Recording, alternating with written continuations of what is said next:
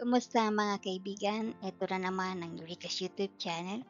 Once again, magbibigay ako sa inyo ng mahalagang update about BIR, and this is about the newly released Revenue Regulation 8/2024, which tackles about the new taxpayer classification. Okay, so there are actually four major taxpayer classification under this regulation. Ito po yung micro, kapag ang isang taxpayer ang kanyang gross sales o gross receipt ay below 3 million. At ito naman po, small classification pag ang isang taxpayer ay 3 million but less than 20 million ang kanyang gross sales sa isang taon. Okay. The third classification is medium. Ito po yung ang kanilang gross sales ay 20 million but less than 1 billion. Okay, so 20 million or more but not higher than 1 billion.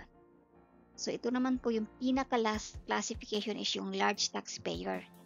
Ito po yung mga taxpayer na ang kanilang gross receipt o gross sales for the taxable year is 1 billion and above.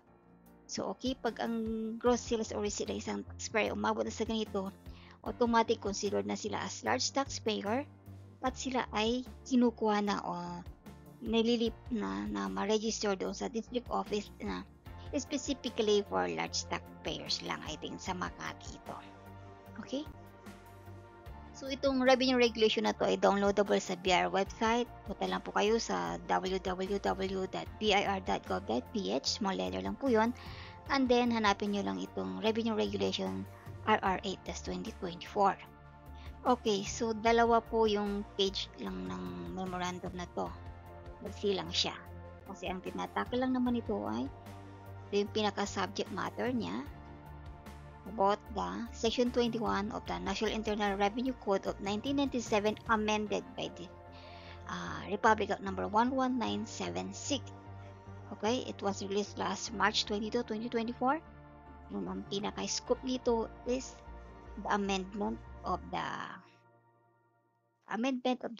Section 244 and 245 of the NRIC Code of 1997 and under the Republic Act 11976 or the Ease of Paying Taxes or the EOP Act.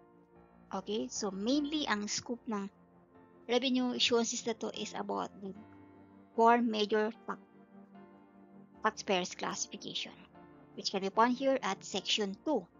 So, ito na po yung discuss ko sa unahan. Okay, so pwede nyo i-print to para mas maintindihan niyo at ma-share nyo din sa iba. So, klaruin ko lang for the purpose of classification of taxpayers under this regulation, pag sinabi natin gross sales, ito po yung total sales sa buong taon. Kapag batable ka, so yung net of VAT, yung hindi kasama ang VAT, yun natawag na gross sales or gross receipt without any allowable deduction. Okay? So, yun talagang nasa resibo. And then, itong gross sales, it only covers yung business income. Hindi kasama po dyan yung compensation mo kapag mixed income earner ka. Kasi may business ka na, may other sort of income ka pa, like being employed locally. So, excluded yun. Yung gross sales lang talaga. At kung taxpayer ka naman, hindi kasama yung VAT. So, yun yung kinukonsider na gross sales or gross receipt. Okay, so hindi rin kasali dito yung mga passive income under Section 24 to 28 and yung income excluded naman to sa Section 32B. Okay? And when we say business income, again, ito yung income derived from the course of your business or exercise of your profession in private manner. Diba, yung doktor, hindi sila employed pero nagkiklinik sila, so sila yung mga tinatawag na professional. Okay, moving on to the second page and the last page, Section 3. Yan. It's about the initial classification of taxpayer. So, pag yung isang taxpayer ay newly registered pa lang, so mamimili siya kung saan category siya doon mag-fall. So, maaaring na-forecast niya kung saan siya mag-fall doon. So, i-declare na siya initially kung ano yung classification niya. And pwede rin naman niya itong i-reclassify once na hindi na siya applicable or hindi na siya sa classification na yun.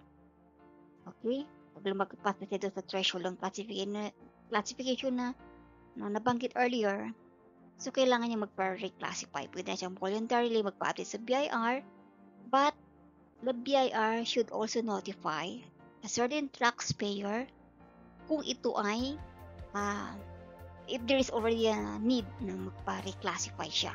Let's say for example, from certain micro taxpayer, iluwag pa sa siya ng 3M. So, automatic yung kailangan ka na magpa-BAT and magpa-register na, magpa-reclassify as small. Ito na tawag na small scale taxpayer or small classification. Okay, so how about naman dun sa mga taxpayer na na-register prior, or, bago ma-release or ma-approve or mag-take effect ang regulation na to? So, kung ano yung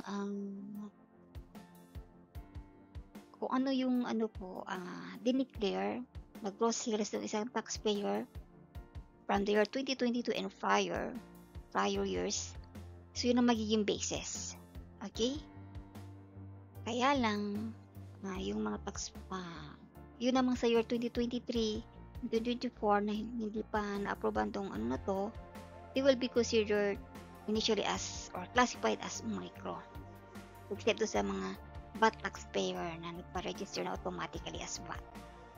Okay, so take note yung 2022 and prior years na nag-submit ng kanilang gross sales for a taxable year. So doon yung magiging basihan. And then yung registered naman ng 2023 and 2024 ay initially considered sila as micro. So, yung mga year 2022 na yung hindi nakapag-declare lang pala ng kanilang gross sales, so consider sila as micro. Pero yung mga nakapag-declare, tapos depende na kung ano yung dineclare nila doon sa kanilang annual ITR. So, doon ang magiging basis din yun. Okay? So, thank you for listening, at kung may mga tanong pa kayo, comment nyo lang po. I hope na you will consider na mag-subscribe sa channel na to para mas marami pa kayong malamang mga update about BIR. And then, hope you will consider na i-like, i-share din para do sa iba. Thank you, and until next vlog.